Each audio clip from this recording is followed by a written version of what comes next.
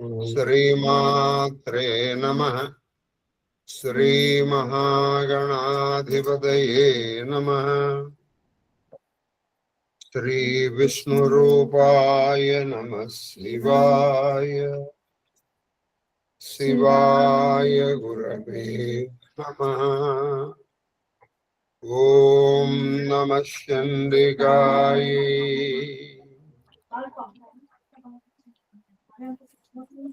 నమస్తే శారదాదేవి కాశ్మీరపురవాసిని త్వామహం ప్రార్థయే నిత్యం విద్యాదానం చ దేహి మే. శ్రీకృష్ణ శరణం మమ. శ్రీకృష్ణ శరణం మమ. శ్రీకృష్ణ శరణం మమ. మహాదేవ మహాదేవ మహాదేవ. ఇష్టాగోష్ఠిగా సాగుతున్నటువంటి ప్రవచన ప్రవాహ త్రిపదగామనిలో 296వ రోజు ప్రవచనం మన కాళహస్తీశ్వరమచంలో సూర్యాస్తమయ వర్ణన అనేటువంటి ఒక మంచి ఘట్టంలో ఉన్నాం. ఇప్పుడు నిన్న మనం ఒక 3 పద్యాలు చెప్పుకున్నాం. అందులో మొదటి పద్యం రాముడుకి కోపం వచ్చింది. ఎవరి మీద? మాయాలేడి. మాయాలేడి ఎలా ఉంది? బంగారపు వర్ణంలో. అస్తమించున్నటువంటి సూర్యుడు ఏ వర్ణంలో ఉన్నాడు? బంగారపు వర్ణంలో. ఆ మాయాలేడి మళ్ళీ వచ్చిందిరా, నేను చేసి మళ్ళీ వచ్చిందని ఈయన రాముడు సాయంకాలం అనేటువంటి రాముడు సాయంకాలం అనేటువంటి రాముడు శ్రీరామచంద్రుడు సాయంకాలం అనే శ్రీరామచంద్రుడు చక్రవాకము అనేటువంటి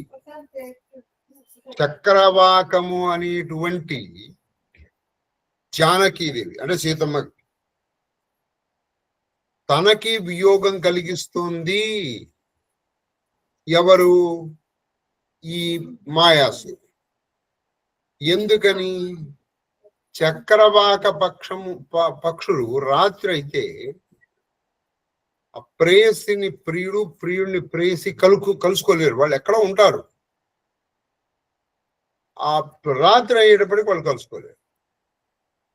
మాయాలేడి వల్లే కదా అసలు రాముడికి ఈ సీతకి వియోగం ఏర్పడింది.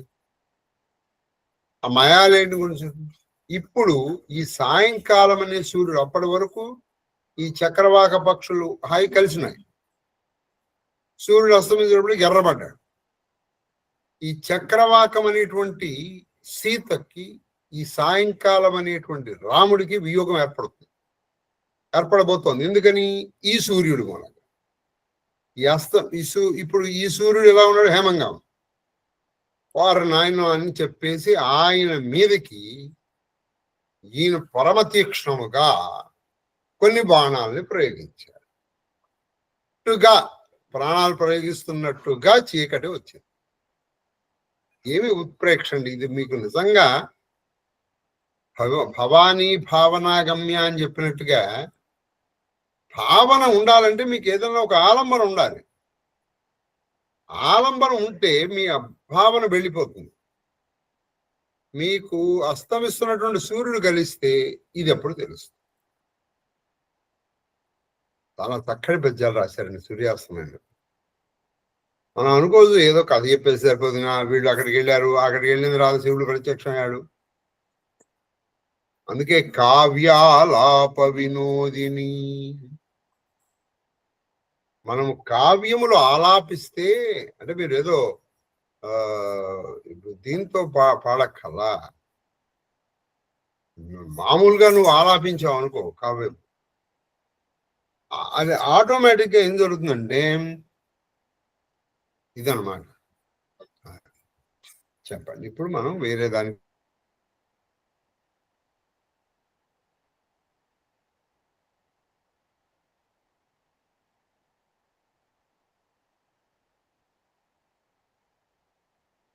వెళ్దాం. అంటే కమలా ఈయన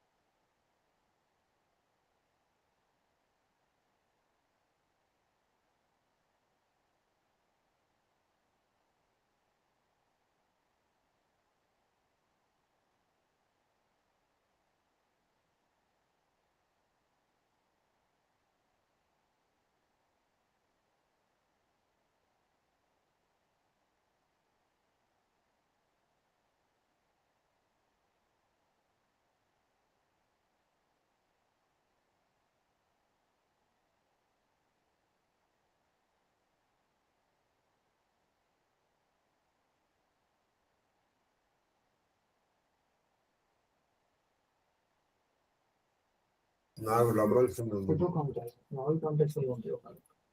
ఫోటో కాంటాక్ట్స్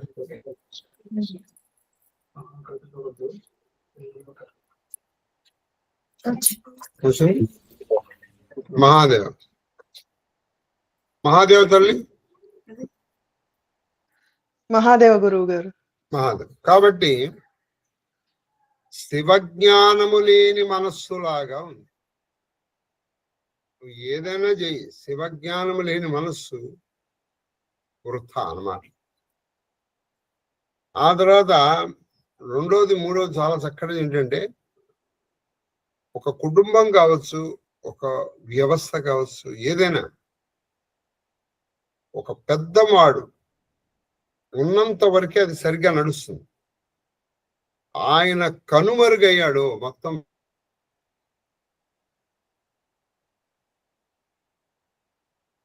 తీసుకోండి, ఒక ఊరు ఏదైనా మీరు తీసుకోండి, అంతవరకు అన్ని రంగాల్లోనూ అభివృద్ధి చెందినటువంటివి వృథా అయిపోతుంది. కాబట్టి సూర్యుడు అనేటువంటి వాడు ఉండంగా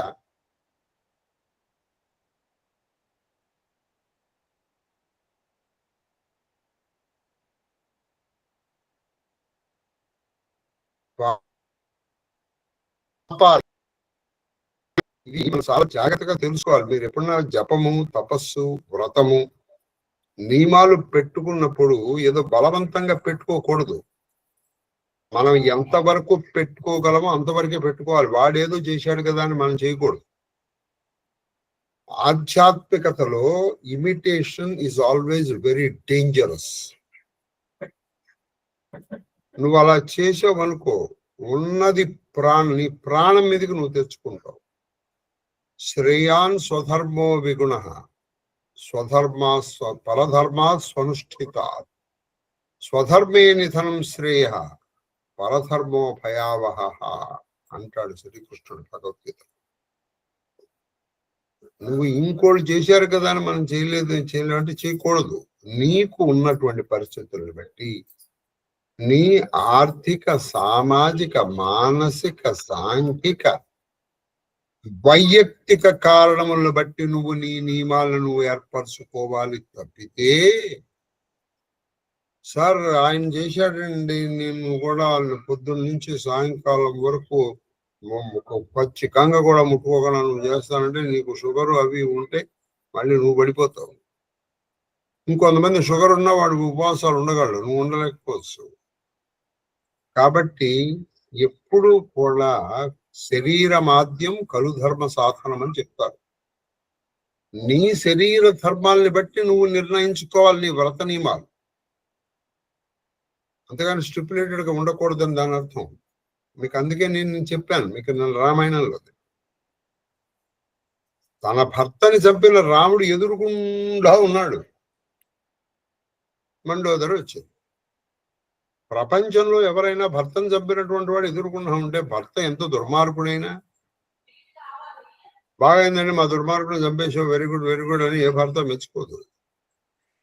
నా భర్తను నువ్వు చంపేశావు అని అతను నిందిస్తుంది, కానీ ఆవిడ నిందించరా. చాలా విచిత్రంగా ఒక మాట అంది, వీళ్ళందరూ ఇక్కడ ఉన్న వాళ్ళందరూ ఈ రాముడు ఎదురుకుండా ఉన్న రాముడు నిన్ను చంపాడు అంటున్నారు, నేను నమ్మను రావణాది, నిన్ను చంపగలిగిన వాడు ఎవరు లేడు ప్రపంచంలో, నిన్ను రాముడు చంపలేదు. రామాయణం వెతుక్కోండి, ఆవిడ అన్నమాట వండోదండి. మరి ఎవరు చంపారు? నీలో ఉన్న కామమే నిన్ను చంపేసి. రాముడు చంపాడండి, రాముడు నిన్ను ఎక్కడ చంపగలుగుతాడు? చంపలేడు. నీలో ఉన్న కామం. ఎందుకని నువ్వు తపస్సు చేసేటప్పుడు దాన్ని అణిచిపెట్టు, అణిచేసావు కొన్ని సంవత్సరాలు.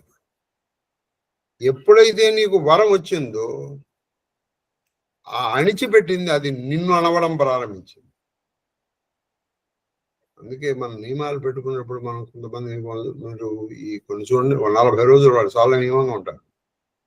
41వ రోజు నుంచి వాడు ఎందుకు ప్రారంభిస్తాడంటే, ఈ 40 రోజులు మానేసిందంతా 41వ రోజులు మొత్తం తీసేసుకుంటాడు.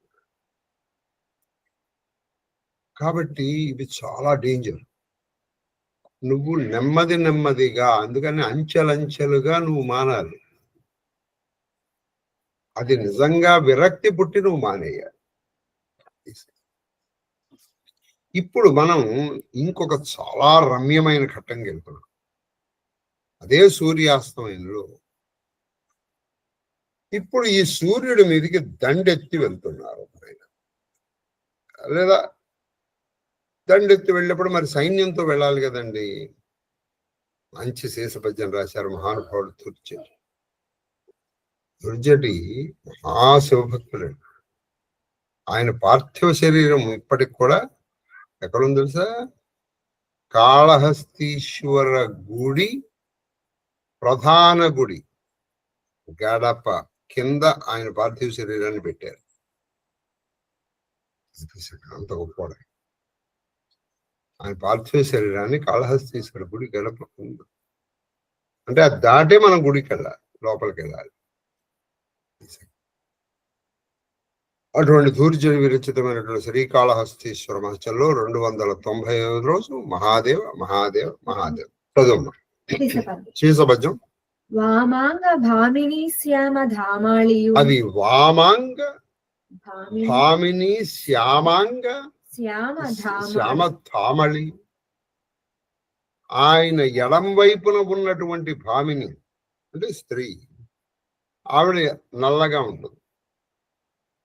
నల్లదనము యొక్క కాంతి వరుస. పార్వతీదేవి నల్లగా ఉంటుంది, శివుడు తెల్లగా ఉంటాడు. ఒకరోజు ఆవిడ వచ్చి కూర్చుంది. ఆయన సరదాకి కాళీ అన్నాడు. కాళీ అంటే నల్లపిల్ల అని అర్థం. ఆయనేమో తెల్లగా ఉంటాడు, ఈవిడ నల్లగా ఉంటాడు. నువ్వు తెల్లగా ఉండి నేను నల్లగా ఉన్నా, నన్ను హేళన చేస్తున్నావా అని ఆయన వామాంకం ఎడమతోటి నుంచి దిగి ఆవిడ తాపస్సు చేరుకోవాలి. ఇది కాళీపురాణంలో పెద్ద కథ. తపస్సు చేసేటప్పటికి ఈవిడలోంచి ఆ నలుపుదనం బయటకు వచ్చేస్తుంది. ఆవిడ తెల్లగా తయారు. అందుకే ఆవిడ తర్వాత గౌరీగా మారింది. గౌరీ అంటే తెల్లపిల్ల అని అర్థం. అదే హిందీలో గోరి అంటారు. గోరి అంటే తెల్లపిల్ల. గోరిని చేసింది గౌరీ. ఆ కాళీ అమ్మ ఇప్పుడు నన్ను ఏం చేయమంటావు, దుష్ట శక్తులను దుర్మాటకని నువ్వు వెళ్ళమ్మా. ఇలా కాళీ అవతారాల గురించి ఒక్కొక్క సందర్భంలో ఒక్కొక్కటిగా చెప్తూ ఉంటుంది. సరే, ఇంతకీ ఈవిడ నల్లగా ఉంటుంది. తన ఎడమ భాగమున ఉన్నటువంటి నలుపుతనం, నల్ల పిల్ల యొక్క కాంతి వరుసలు, కాంతి పుంజము. ఇప్పుడు శివుడి దగ్గర ఉన్న నలుపులన్నీ చెప్తున్నాడు ఈయన. ఈమె ఎడం వైపున ఉన్నటువంటి ఆవిడ పార్వతీదేవి కంఠహాలాహలంబు కాలం. ఈయన అమృత సాధనం కోసం వీళ్ళు సాగరమంథనం చేస్తే ముందర అమృతం పుట్టిన వాడు దేవుడు. సర్వతీర్థాత్మికే సర్వతంత్రాత్మికే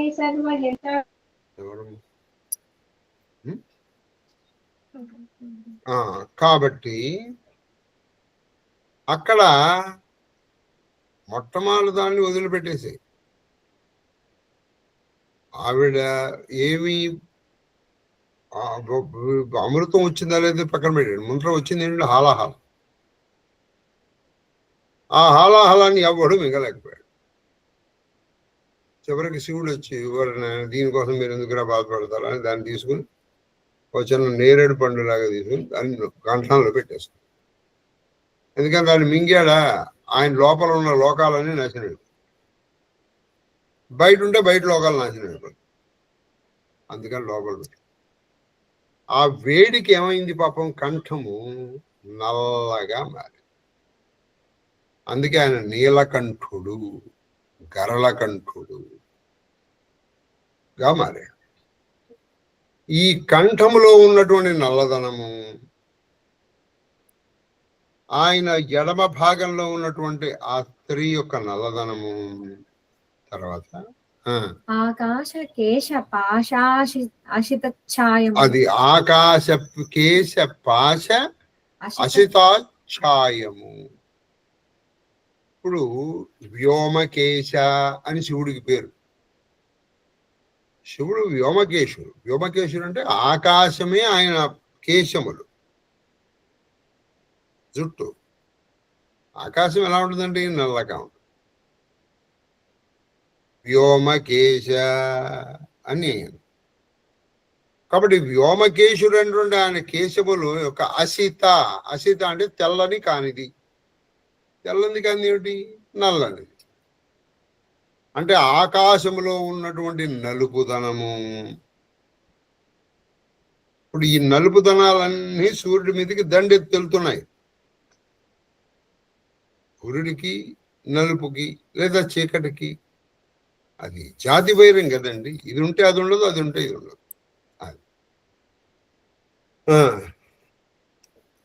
చూళికా సింధు శైవాల రుచి. అది చూళిక సింధు శైవాల రుచి. చూళికములు అంటే ఆయన సిగయన్. చూళిక సింధు శైవాల. చూళికా సింధు సింధు. ఇప్పుడు ఈయన పైన గంగ ఉంది. గంగ ఎలా ఉంటుంది? తెల్లగా ఉంటుంది. ఆ తెల్లదనంలో గంగలో మీరు ఎప్పుడన్నా విడిగారనుకోండి, మరి మీరు గంగలో తీసారు ఉండగా ఆ పక్కన ఏ నదికైనా సరే ఎంత నది ప్రవాహంలో ఉన్నప్పటికీ ఆ పక్కన శైవాలము అంటుంది. శైవాలము అంటే నాచు. నాచు నిజానికి ఆకుపచ్చగా ఉంటుంది, కానీ ముదురాకుపచ్చ నలుపుదనము ఇంచుగా ఒకే కలర్లో ఉంటుంది. కాబట్టి ఈయన జటాజూటములో ఉన్నటువంటి నది పక్కన ఉన్నటువంటి నాచులో ఉన్న నల్లదనము శైవాలము అంటే నాచు. దాన్ని మాస్ అంటారు. కాబట్టి ఆ moss, a rolling stone gathers no mass.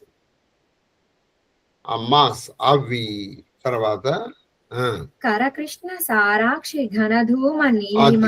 కర కృష్ణ సారాక్షి ఘనధూమ నీలిమ.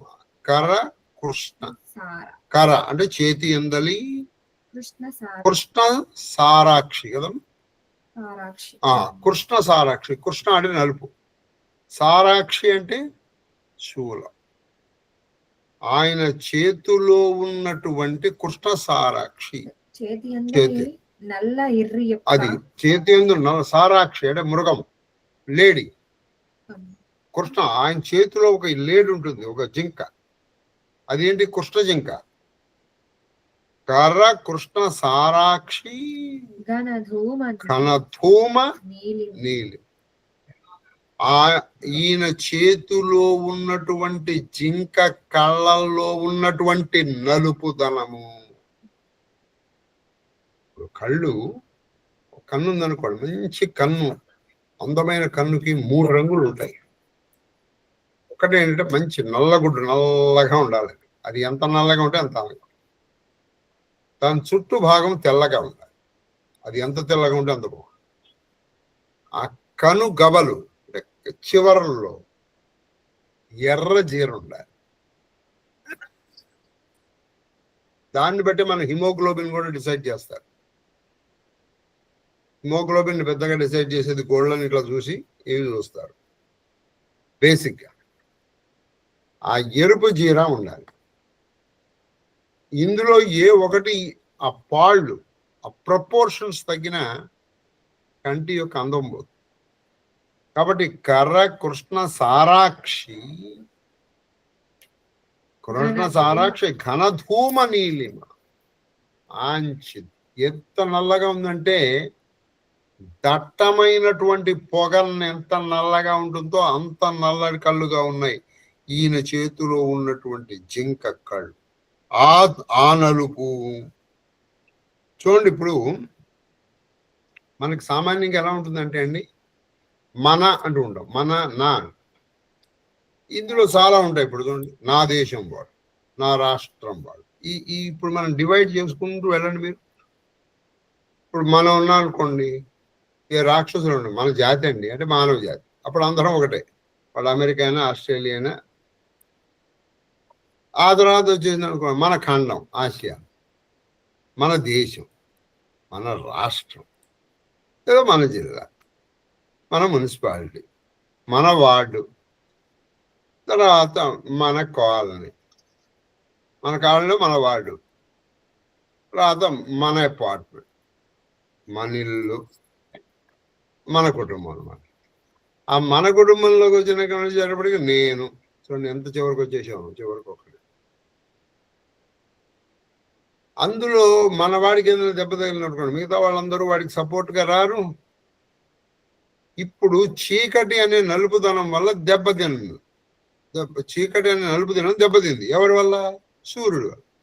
ఇప్పుడు ఈ సూర్యుడి మీదకి ఈ నలుపులన్నీ కలిసి వెళ్ళి దండెత్తుతున్నాయి. ఆయన ఎడమ భాగం ఉన్నటువంటి భామిని శ్యామాంగం, ఆ పార్వతి యొక్క శరీరపు ఛాయలో ఉన్నటువంటి నలుపుదనము, 2 ఆయన కంఠంలో ఉన్న నల్లదనము, 3 ఆయన పైన నది యందు ఉన్నటువంటి ఆ చివరికి ఈ నాచులో ఉన్న నల్లదనము, ఆయన చేతిలో ఉన్నటువంటి, శివుడి చేతిలో ఉన్నటువంటి జింక కళ్ళల్లో ఉన్న నల్లదనము. ఏమండి, ఇలా ఈ నల్లదనాలన్నీ కలిసి వచ్చాయి. అలాగే ఆయన జుట్టు, ఉళ్ళల్లో ఉన్నటువంటి ఆకాశం జుట్టు, అందులో ఉన్నటువంటి నల్లదనము, ఇవన్నీ కలిసి కూడుకున్నాయి. ఎవరే మన చీకట్లని సూర్యుడు దెబ్బ కొట్టాడరా, మనందరం కలిసి ఆయన్ని దెబ్బ కొట్టాలి. శేషభూషణ ఫణాసీమ నలుపు, అది శేషభూషణ ఫణాసీమ నలుపు. శేషభూషణ, ఈయన అన్ని అలంకరించుకున్నామని పాములేగా. ఈ పాము పైన ఒక మణి ఉంటుందిగా, శేషభూషణ ఫణాఫణి. ఫణము అంటే ఇది పడగ. ఆ పడగ పైన ఉన్నటువంటి మణులు ఎప్పుడు నల్లగానే ఉంటాయిగా. ఆ మణుల్లోంచి వచ్చేటువంటి నల్లదనము. తర్వాత కటితట కీలిత, కట్టి తట్ట కీలిత, కరటి చర్మ ద్యుతి, కరటి చర్మద్యుతి.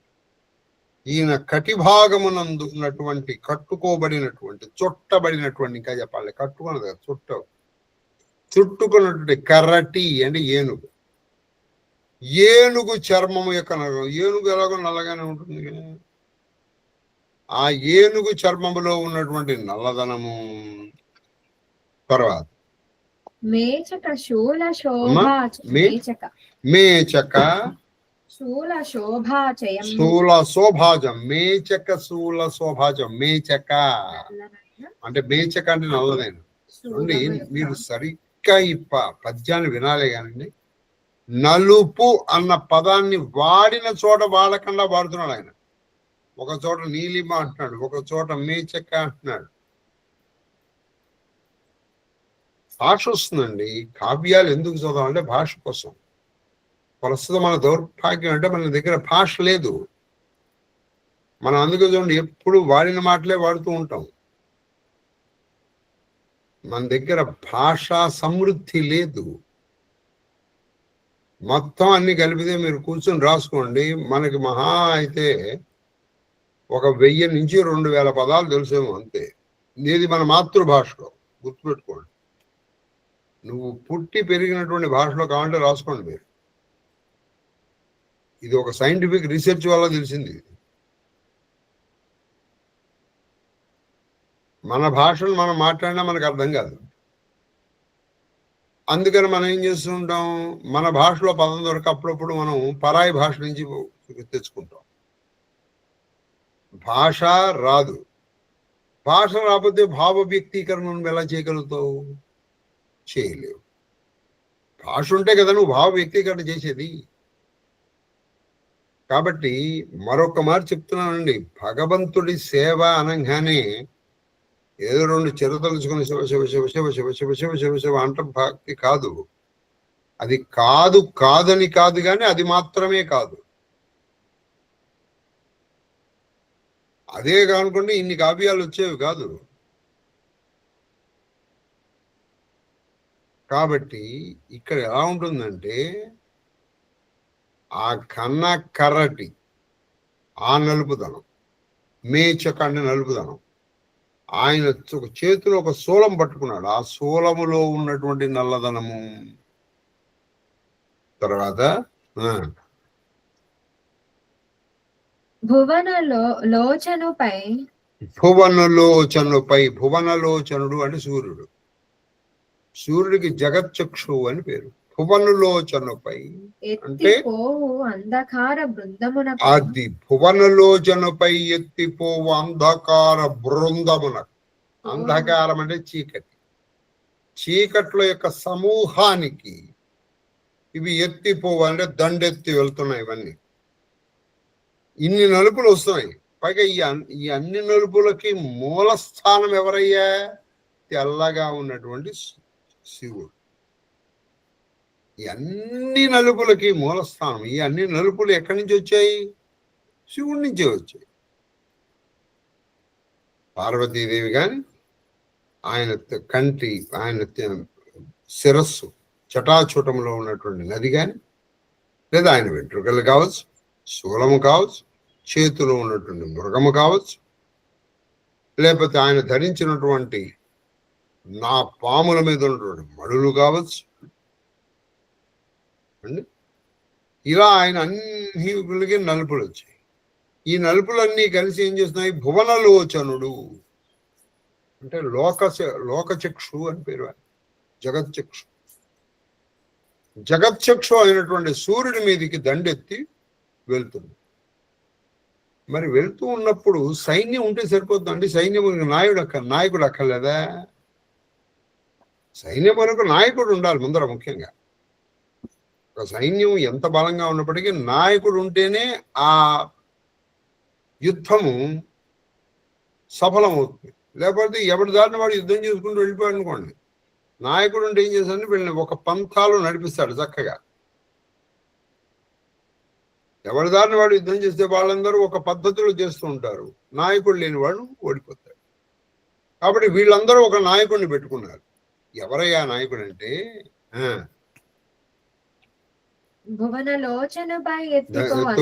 అంధకార బృందమునకు తోడుగా. వీళ్ళందరూ కూడా రాగండిరా, మీరు వెళ్ళేది సూర్యుడు రామా, వాడు తక్కువ అనుకుంటున్నారా? ఆయన ఇలా ఉదయించేటప్పటికి చాలు మీరందరూ పారిపోతారు. సూర్యుడు వచ్చేటప్పటికి ఇవన్నీ పారిపోయినట్టే. సూర్యుడు లేనంత వరకు ఇవన్నీ కలిసాయి, ఉద్యోగం పెంచేద్దాం అనుకున్నాను. సూర్యకిరణాలు వచ్చాయి, అంతే పటాపంచలు అయిపోయింది. కాబట్టి ఆగండి అని చెప్పేసి ఒక ఆయన వాళ్ళకి తోడుగా వచ్చాడు. వాళ్ళకి తోడు ఎవరయ్యా ఆయన అంటే, వెనకనే తెంచు భూతేషు అంటే వాళ్ళందరికీ వచ్చాడు. భూతేశుడు అంటే శివుడిలాగా. శివుడు ఎలా ఉంటాడు? తెల్లగా ఉంటాడు. అంటే ఇప్పుడు వచ్చిన వాడు ఎలా ఉండాలి? తెల్లగా. వీళ్ళందరూ వెనకాల. నాయకుడు ఎప్పుడు వెనకాల ఉంటాడు. నాయకుడిని ఎప్పుడు ముందర పెట్టుకుని నడవరు. నాయకుడిని ముందర నడవరు. నాయకుడు ఎప్పుడు వెనకాలగా ఉంటాడు. వీళ్ళందరూ నడిపించాలి. కాబట్టి ఈ బృందాలన్నీ ముందరికి వెళ్తున్నాయి ఆ సూర్యుడి మీద దండెత్తడానికి వెళ్తూ ఉంటే వెనకాలగా ఒక ఆయన వీళ్ళని నడిపించడానికి ఒక నాయకుడు లాగా వచ్చాడు. ఎవరైనా శివుడిలాగా ఉన్నాడు. శివుడు అంటే తెల్లగా ఉంటాడు. అంత తెల్లగా ఉన్నవాడు ఒక ఆయన వచ్చాడు. ఎవరయ్యా ఆయన అంటే, చంద్రుడు ఉదయాద్రిపై మంచి దట్టమైన కాంతితో చంద్రుడు ఉదయించాడు. ఇన్ని నలుపులకి వెనకాల చూడండి, చంద్రుడు వచ్చినప్పటికీ నలుపులు ఉంటాయి, కానీ సూర్యుడు వస్తే నలుపులు ఉండవు. ఇన్ని నలుపుల్ని ముందర పెట్టుకుని చంద్రుడు వచ్చాడు. ఆ చంద్రుడు ఉదయించడం ఎలా ఉందంటే వెనకాల వచ్చిన శివుడు లాగా ఉన్నాడు. ఏం పర్వాలేదురా, వెళ్ళండిరా, నేనున్నాను, ఏది రమ్మని చూద్దాం. తీరా వచ్చిన తర్వాత ఏం జరుగుతుందో అది వేరే విషయం. ఇంతే నాటకీయ పరిగణనలో సౌందర్యలహరిలో ఒకటి రాస్తారు ఆయన. తుల్తం నస్తులిత దళితేంద్రిపదం ఘనస్నిగ్ధం స్వచ్ఛం చికుర నికుర్రం సభసిద్ధి. ఈ చీకట్లన్నీ కూడా తపస్సు చేశాడు అమ్మవారి కోసం. అమ్మవారు ప్రత్యక్షం. ఏనైనా ఏడు పెట్టుడు. ఏం చెప్పంటావమ్మా, ఆ సూర్యుడు మమ్మల్ని చాలా ఇబ్బంది పెట్టేస్తున్నాడు. ఆయన రానంత వరకు మేము ఎంతో చాలా ధైర్యంగా ఉంటాం. ఆయన వచ్చేటప్పటికి అసలు మేము ఆయన ఎదుర్కోలేకపోతున్నాం. ఆయన్ని బంధించాలని మా కోరిక. అలాగా తథాస్తు, వెళ్ళిపోండి. అలా కాదులేమ్మా, నువ్వు తథాస్తు అంటావు, కానీ ఆయన చూస్తే మాకు భయం. మేము బంధించినట్టు గుర్తుండాలి కదా. ఇప్పుడు మేము వెళ్ళి సూర్యుడిని మేము బంధించామని చెప్తే ప్రపంచంలో ఎవడు నమ్మడు. మరి మేము ప్రపంచాన్ని నమ్మించాలి కదా. ఇప్పుడు మేము వెళ్ళి సూర్యుని బంధించామండి అన్నారు, 7 చేయాలి. ఆయన చూసేటప్పటికి మీరు పారిపోతారు. పారిపోయి మీ మొఖాలు ఆయన బంధించేది, ఏబా ఊరికి ఎవరి దగ్గర కోతలకు వస్తున్నావు అని అంటారమ్మా. మా మాట నంబర్ అంటే అప్పుడు ఒక పని చేసింది, మీరు బంధించండి, ఆయన గట్టిగా పట్టుకోండి, కొంచెంగా ఆయన్ని బయటికి వదలండి. బయటగా పూర్తిగా బయటికి రాలేడు, బంధించి చూపిస్తారు. చూసా, బంధించండి. లాగా ఉందిలే. ఇంతకు ఏమిటి ఇంత జరిగింది? ఆ చీకట్లని ఆవిడ కేశపాశాల దగ్గర తీసుకుంది. ఇప్పుడు ఆవిడ కేశపాశముల్లో ఉన్నాయి చీకట్లు. ఈవిడ ఏం చేసింది, ఈ సింధూరం పాపెట్లో బొట్టు పెట్టుకుంది. ఈ పాపెట బొట్టు మొత్తం ఇక్కడ పెట్టుకున్నంత క్లియర్గా పెట్టుకోరు, ఇక్కడ కొంచెం ఉంటుంది. ఇది ఉదయిస్తున్నటువంటి సూర్యుడిని ఈ చీకట్లు పట్టుకుని కొంచెంగా వదిలినట్టుగా ఉంది. సరే, ఇది భావనాగమ్య అంటే. మీరు ఇది చెప్పినంతసేపు ఏం జరుగుతుంది, ఇది మనకు అనుభవం ఇచ్చేది. మీరు ఏ స్త్రీ పాపడ చూసినా ఆ పాపడ అక్కడ కొంచెం మీకు సూర్యుడు ఇదంతా వస్తుంది. అలా మీరు భావనలోకి దిగుతారు. అలా భావనలోకి వెళ్ళినప్పటికీ అది ధ్యానంలోకి వెళ్ళిపోతుంది. అందుకు కావ్యాలు వినాలి. ఇది ఏమి లేకుండా నేను ధ్యానం చేస్తాను ఇలా కూర్చొని కొంచెంసేపు కూర్చున్నాం అనుకో, మనసు కోతి ఉంటుంది, అది ఆగదు. ఒక విషయం అంటే, మనిషి వాడు ఎక్కువసేపు నడవలేడు, కొంచెంసేపు కూర్చోవాలి. మనసు ఎక్కువసేపు కూర్చోలేదు, అది ఎప్పుడు తిరుగుతూ ఉండాలి. అది కూర్చుంటే అలసిపోతుంది, వీళ్ళు నడిస్తే అలుస్తారు. మనిషిని ఎక్కువగా వాహన నడిచామనుకోండి, 10 కిలోమీటర్లు నడిచిన తర్వాత కొంతసేపు రెస్ట్ చేసుకుందాం అని కనిపించదు. అలాగే మనసు, నువ్వు దాన్ని తిప్పడం ఆపేసి ఒక 2 నిమిషాలు ఎప్పటికీ నీకు తెలియకుండానే అది వెళ్ళిపోతుంది అక్కడ. అది వెళ్ళాలంటే ఏం చేయాలంటే, నువ్వు ఇటువంటి భావనలోకి వెళ్ళాలి. ఆ భావనలో ఉన్నంత వరకు తిరుగుతుందిగా. అప్పుడు అది ఎవరి చుట్టూ తిరుగుతుంది? మహాదేవుడి చుట్టూ. ఫినిష్. దాని పని అది చేసుకుంటుంది. అది లేదనుకో, దాని ఇష్టం వచ్చిన చోటుగా అది వెళ్ళిపోతుంది. ఇలా ఆ చీకట్లు అన్నీ కలిసి ఈ అంధకార బృందములకు, అంటే చీకట్ల సమూహానికి నాయకుడుగా వచ్చాడు చంద్రుడు. ఇటువంటి చంద్రుడు ఉదయించాడు. ఇవన్నీ ప్రకృతిలో జరిగేటువంటి చాలా సహజమైనటువంటి గుణాలు. అవి వచ్చాయి. మహాదేవ్ నాది చెప్పమ్మా. ఇక్కడ శివుని చేతిలో వేడి ఉండుట అనుటకు, అది శివుని చేతిలో ఎందుకు వేడి ఉందంటే, వరాహ పురాణంలో ఒక మాట రాశారు. ఏమిటంటే, దుర్గ నేత్రంబులతో మారుకొని తిరస్కృతమైన గతిన్ చేతి జింక బెదరా అని రాశారు. తర్వాత రెండోది కమలాప్త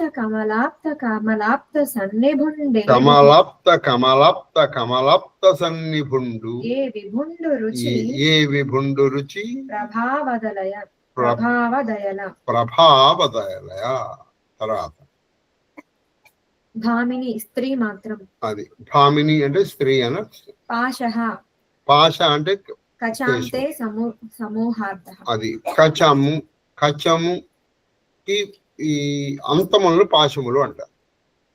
శివునకు వ్యోమకేశుడు అని పేరు. అది శివుడికి వ్యోమకేశుడు అని పేరు కదా. అప్పుడు కేశము వేరు, పాశం వేరు. కేశం అంటే వెంట్రుక, పాశం అంటే వెంట్రుక చివర భాగాన్ని పాశం అంటారు. అందుకే కేశ పాశములు అంటారు. అంటే వెంట్రుక చివర భాగం పాశం, మొత్తం దాన్ని కేశం. అది పాశం, కేశం. వ్యోమ్నికేశ వ్యోమకేశ యశస్యః యశస్యః వ్యోమకేశః. వ్యోమకేశ అంటే ఆకాశమును నిండిన ఆకాశము తలవెంట్రుకలు గలవాడా. కలవాడు. ఇది బహువ్రీహి సమానం. వ్యోమ యస్య కేశః తస్య వ్యోమకేశ. అది తర్వాత చంపకమాల. చంపకమాల పద్యం అండి. ఇది సూర్యాస్తమయం గురించి. ఇది కూడా తిమిర దినేంద్రజా జలము తెచ్చి. తిమిర దినేంద్రజా జలము తెచ్చి. అజాండ ఘటంబునందు పోసి. అజాండ ఘటమునందు పోసి. మరలన్ పశ్చమాశయమున. మరలన్ పశ్చమాశయమున. చెల్వహించిన. పద్మరాగ కుంభముగతి.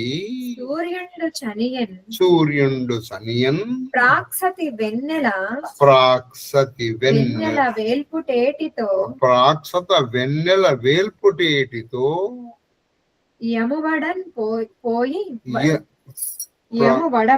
యమువడపోయి హేమ కలశాకృతిన్ చంద్రుడు ఒప్పునయ్యడన్. ఇది కూడా ఒక చక్కని భావనాత్మకమైనటువంటి పద్యం. ఈ భావనలు తెలియాలంటే ముందర మనకి భాష తెలియాలి. భాష తెలిస్తే భావన తెలుస్తుంది. అది చెప్పండి. తిమిర దినేంద్రజాలము.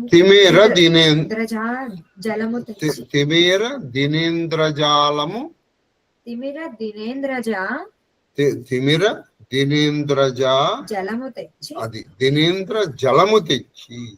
తిమిర దినేంద్ర జలము తెచ్చి. తిమిర దినేంద్రజ యమునా నది. అది తిమిర దినేంద్రజ. దినేంద్రుడు అంటే ఎవరు? సూర్యుడు. సూర్యుడి యొక్క కూతురు. సూర్యుడి యొక్క కూతురు ఎవరు? యమున. సూర్యుడి యొక్క కొడుకు యముడు. సూర్యుడి యొక్క కూతురు యమున. అందుకని దినేంద్రజ. తిమిర అంటే చీకట్లు. దినేంద్రజ జలము తెచ్చి అంటే యమునా నది యొక్క నీళ్లు తీసుకుని వచ్చి. అజాండ ఘటమునందు పోసి. అజాండ ఘటం అంటే ఈ బ్రహ్మాండం, ఈ భూగోళం. ఈ భూగోళం అంతా ఒక గుండ్రంగా ఉంటుందిగా. ఇలా గుండ్రంగా ఉన్నట్టు భూమిని ఈ పైన ఇలా తొలిచారు అనుకుందాం. అప్పుడు అదేమవుతుంది? కుండలాగా అయిపోతుందిగా. ఆ కుండములో ఈ చీకట్లన్నీ ఏం చేశాయంటే యమునా నది తీళ్లు తీసుకొచ్చి భూమిని ఇలా గుండ్రంగా ఉంటుంది, ఆ పైన తొలిచేసి లోపల ఈ యమునా నది నీళ్లు నింపేసాయి. ఎంత మీరు భావనలోకి వెళ్ళిపోవచ్చు. ఇది మన నిత్యము అనుభవంలోకి వచ్చేదాకా కొండలో నీళ్లు పోయడం. మీరు యమునా నది నీళ్లు ఇందులో పోసేసాయి. ఎవరు? చీకట్లు పోసి. మరలన్ పశ్చిమాశయను. మరలన్ అది చెప్పి పోసి ఏం చేసేవి? మరలన్ పశ్చిమాశయము. అశ అంటే దిక్కు. పశ్చిమాశయం అంటే పడమటి దిక్కు. పడమటి దిక్కు పశ్చిమ. అది పశ్చిమాశము చెల్వ వహించిన. చెల్వ కాంతిగా ఉన్నటువంటి. పద్మరాగ కుంభముగతి. అది ఎలా వచ్చిందంటే పశ్చిమ గతిలో పద్మరాగమణులతో పొదగబడినటువంటి ఒక కొండ అన్నట్టుగా ఉంది. సూర్యుడు అది. ఇప్పుడు సూర్యుడు ఎలా ఉన్నాడు? గుండ్రంగా ఉన్నాడు. ఈవిడ ఏం చేసింది, ముందర ఈ భూమి అనేటువంటి నీళ్ళలో పోసేసింది. ఈ సూర్యుడు దాంట్లోకి వచ్చేటప్పటికి ఈయనండి పద్మరాగమణులు కూర్చబడినటువంటి ఒక కొండలాగా ఈ సూర్యుడు ఉన్నాడు. ఎక్కడ? పశ్చిమది ఉంటే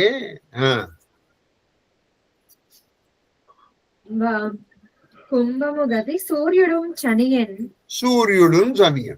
ఇలా పద్మరాగమణులతో ఉన్నటువంటి సూర్యుడు వెళ్ళిపోయాడు. కానీ ఈయన వెళ్ళిపోయాడుగా, ఆకాశంలో అస్తమించేస్తే ప్రాక్సతి వెన్నెల వేల్పుటేటితో, అది ప్రాక్సతి వెన్నెల వేల్పుటేటితో. ప్రాక్సతి అంటే తూర్పు దిక్కు అనేటువంటి ఒక స్త్రీ, వెన్నెల వేల్పుటేటితో అంటే వెన్నెల రాజు, వెన్నెల అది వెన్నెల వేల్పుటేటితో. ఈ ప్రాక్సతి ఏం చేసింది, తూర్పు దిక్కు వెన్నెల వేల్పుటేరు అంటే వెన్నెల అనేటువంటి వేలుపుల ఏరు. వేలుపులు అంటే దేవనది జలాలతో వెన్నెల వేల్పుడు ఏరు అంటే ఏరు, వేల్పుటేరు అంటే దేవనది జలాలు. దేవనది అంటే ఇది గంగానది. గంగానదికే దేవనది అని పేరు. కాబట్టి ఈ తూర్పు దిక్కు అనేటువంటి ఆవిడ ఏం చేసిందంటే తిమిరములెములో యమునములు తీసుకొచ్చి వేస్తే, తూర్పు దిక్కు అనేటువంటి స్త్రీ ఏం చేసింది, ఈ గంగానది జలాలను తీసుకొచ్చి యము వడబోయు అది ఆవిడ ఏం చేసింది, ఈ యమునా నదిలో నీళ్లు తీసుకొచ్చిందిగా, ఆవిడని వడబోసింది. అంటే మనకి ఇప్పుడు పెద్దగా దీంతో పరిచయం ఫిల్టర్ చేసిందండి ఒక్క మాటలో చెప్పాలంటే. ఎందుకంటే ఫిల్టర్ రాకపోవడం మేము అంటే మాకు బాగా అనుభవం. మా చిన్నప్పుడు మా ఇంట్లో పంపు లేదు. ఇంట్లో కాదు, మా వీధిలో పంపు లేదు, అది ఒక్కటే ఉండేది. అందుకని మేము ఏం చేసేవాళ్ళంటే మా చిన్నప్పుడు నేను, మా అన్నయ్యలు, మా నాన్నగారు కలిసి కాలువకి స్నానానికి వెళ్తూ ఉండేవాళ్ళం. పొద్దున్నే లేవడం, స్నానాలు చేయడం కాలువలో. స్నానం అయిపోయిన తర్వాత అందరి చేతిలో ఒక బిందు ఉండేది. ఆ బాలలో నీళ్ళు బిందులు ఇలా పట్టుకుని వచ్చేసేవాళ్ళు. ఇంకొంచెం పెద్దవాళ్ళు ఏం చేసేవాళ్ళంటే ఇది ఉండేది, వాళ్ళు ఒక కావిడి పట్టుకునేవాడు, అందులో 2 పట్టుకునేవాడు. మామూలుగా పట్టుకు రాగానే దాన్ని ఏం చేసేవాళ్ళం అంటే, మీకు తెలుసో తెలియదో చెళ్ళ గింజ అని ఉంటుంది, ఇప్పటికి కూడా మనకు దొరుకుతుంది. ఆ చెళ్ళ గింజని ఇట్లా కొంచెం ఎక్కువ కొంచెంగా అరగదీసి ఒక గంధం లాగా వస్తుంది. ఆ గంధాన్ని నీళ్ళల్లో వేసేసి దాన్ని మూత పెట్టేసాం అనుకోండి, కరెక్ట్గా మీకు ఎక్కువ టైం కూడా 5 నిమిషాల్లో ఆ మట్టి అంతా కిందకు వచ్చేస్తుంది. నీళ్లలో ఉన్న మట్టి మొత్తం కిందకు వచ్చేస్తుంది. తేట నీరు ఇలా పైకి తేలు. అప్పుడు మనం ఏం చేయాలంటే కొంచెం కేర్ఫుల్గా ఆ నీళ్లు కలపకుండా అటు ఇటు కలిపితే మళ్ళీ ఈ మట్టి కలిసిపోతుంది. ఆ తేట నీరు కదలకుండా తేట నీరు ఇంకో దాంట్లో పోసేస్తుంది. ఇంకొక 5 నిమిషాలు అయితే మళ్ళీ తేటల నీరు వస్తుంది, ఈ మళ్ళీ ఇటు పోసేస్తుంది. ఇంకొంచెం మిగతా నీరుని చెట్లలో వేసేది. అలా ఒండ్రు మట్టితో వచ్చాడు, అదే ఒండ్రు మట్టి. ఇలా ప్రతిరోజు చేసుకునేవాళ్ళం. రాగానే ఇప్పుడు వచ్చేటప్పటికి మా అమ్మగారు చిల్లగింజ రోజు పెట్టేది, ప్రతి దాంట్లోనూ కొంచెం వేసేస్తుంది. అదే మాకు తాగడానికి నీళ్ళు మర్నాడు వరకు. కాబట్టి ఇప్పుడు ఈవిడ ఏం చేసింది, యమునా నీళ్లు కదండి, యమునా నీళ్ళు ఎలా ఉంటాయి, నల్లగా ఉంటాయి. నల్లగా ఉందంటే ఏంటి, అందులో కొంత ఏదో దుమ్ము ధూళి ఉందన్నట్టుగా. అందుకని దాన్ని వడబోయాలనుకుంది ఎవరు, ఈ తూర్పు దిక్కు అనేటువంటి స్త్రీ.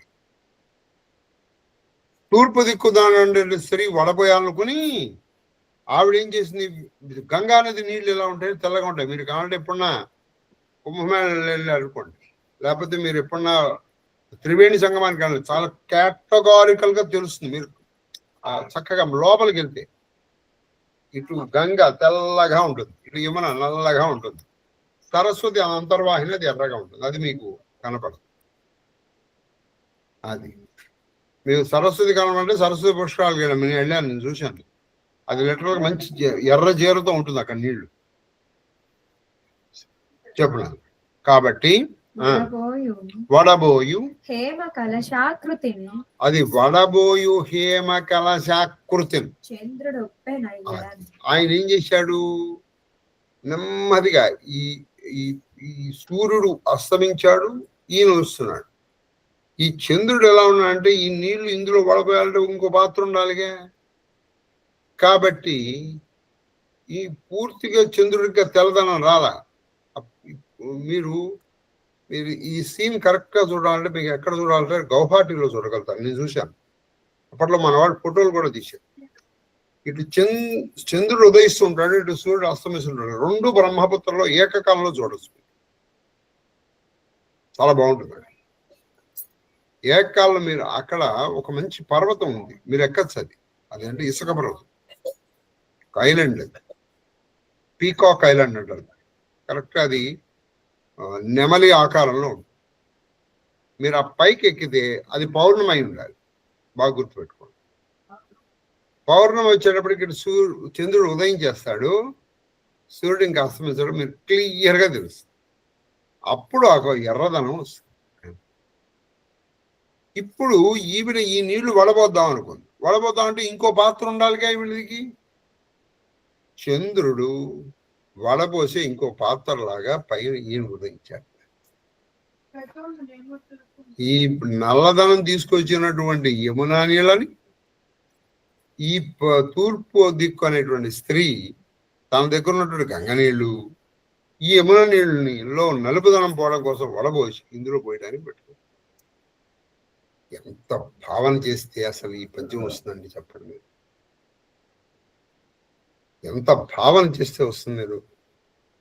ఇక్కడ ఒక తిమిరమనే స్త్రీ, అక్కడ స్త్రీ ఈ నీళ్లు తీసుకురావడం, ఈ నీళ్లు తీసుకొచ్చి అక్కడ పెట్టడం, ఇటు వెళ్ళి మీరు చూడండి. చదివినంతసేపు మీకు తెలియకుండానే మీరు చాలా స్థితిలోకి వెళ్ళి మహాదేవ్ చెప్పండి. పద్మరాగమనులు సింహవేత్తు భవేద్రక్తం పద్మరాగముత్తమం. ఇవి ఎలా ఉంటాయంటే రక్తాకారంలో ఉంటాయి. పద్మరాగమను అది. తర్వాత కృష్ణ నీలము, అది నల్లగా ఉంటుంది. కృష్ణ హరితయో కృష్ణ శ్యామయో పీతరక్తయో శుక్ల గౌరయో ఏకత్యేన నిబంధనం చ కవి సమయ.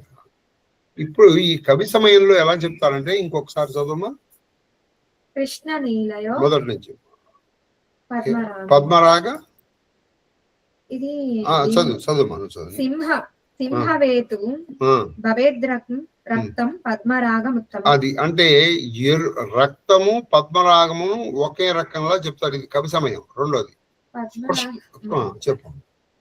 పద్మరాగ వర్ణన మెరుపు, అస్తమయ కాలమునందలి సూర్యబింబం మెరుపు, ఉదయ కాలమునందలి చంద్రబింబం, ఉదయకాలం చంద్రబింబం, ఉదయిస్తున్నటువంటి చంద్రబింబం ఎరుపు, హేమకుంభం పసుపు ఎరుపుతో. ఇప్పుడు కృష్ణము నీలము ఈ రెండు ఒకటిగా చెప్తారు. ఇంకోటి తర్వాత నెక్స్ట్ ప్రాక్సతి అంటే తూర్పు దిక్కు. ఇంకోటి చెప్పారు నాన్న, శుక్ల గౌరయో చెప్పదు.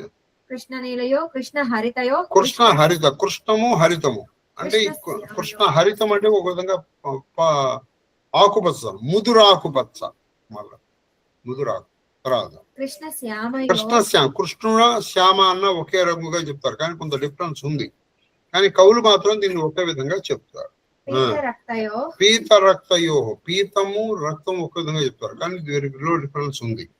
తర్వాత శుక్లము గౌరవము, గౌరము గౌరవం అన్న గౌరవమే, శుక్లం అన్న తెలుపే. తర్వాత ఏకత్యన కవి సమయోగం. తర్వాత ప్రాక్సతి అంటే పతివ్రత వాచకము. అది సతి అంటే పతివ్రత. సతీ సాధ్వి పతివ్రత. అది తర్వాత వెన్నెల తెలుపు, గంగాజలము తెలుపు. అది వెన్నెల తెల్లగా ఉంటుంది, గంగాజలం తెల్లగా ఉంటుంది. తర్వాత 8 అయిపోయిందా? 2 పద్యాలే చెప్పాం. సరే, 3వ పద్యం ఊరికే చదివేసి ఆపేద్దాం. చెప్పమ్మా. ఉత్పలమాల. కాముక హృద్దదిన్ కలచు కవ్వము. అది కాముక హృద్దదిన్ కలచు కవ్వము. ఉవ్వము దేవకోటికి. వ్యోమ పదంబు. తేన పెరకొప్పెడు పర్వము.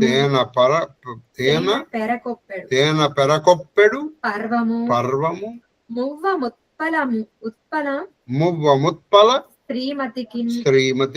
చకోర మహిషి మధుపాళికిన్.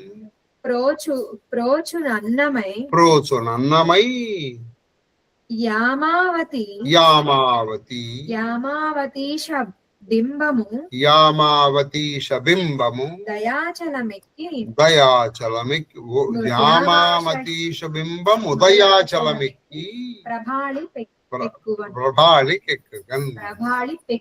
అది ప్రభాళి పెక్కువన్. యామ అంటే రాత్రి. ఇప్పుడు చంద్రుడు ఎలా వచ్చాడో చెప్తున్నాడు. అక్కడ పద్యం అనేది మళ్ళీ రేపు ఈ చంద్రుడు ఎలా పైకి వచ్చాడో నేర్చుకో. మహాదేవ్ మహాదేవ్ మహాదేవ్.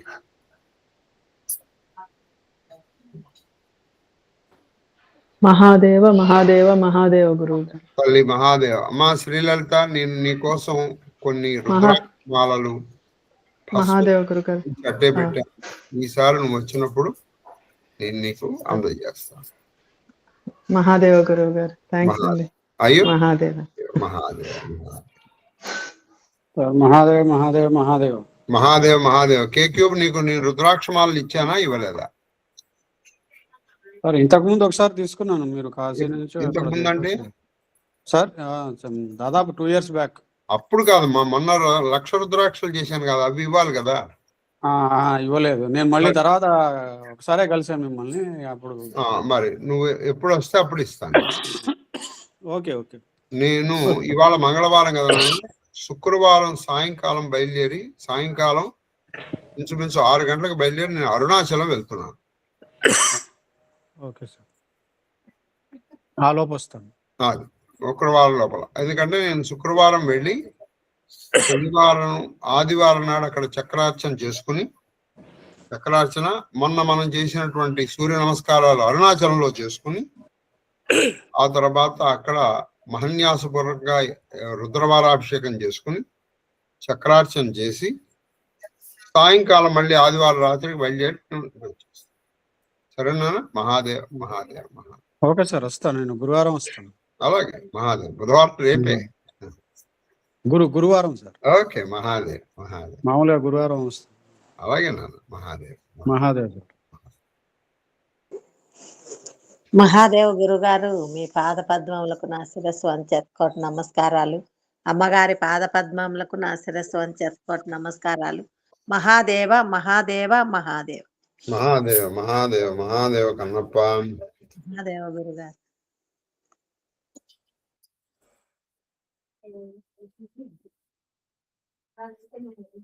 ఇవాళ మన శాస్త్రి గారు రాలేదు. మిగతా వాళ్ళందరూ ఉంటారు.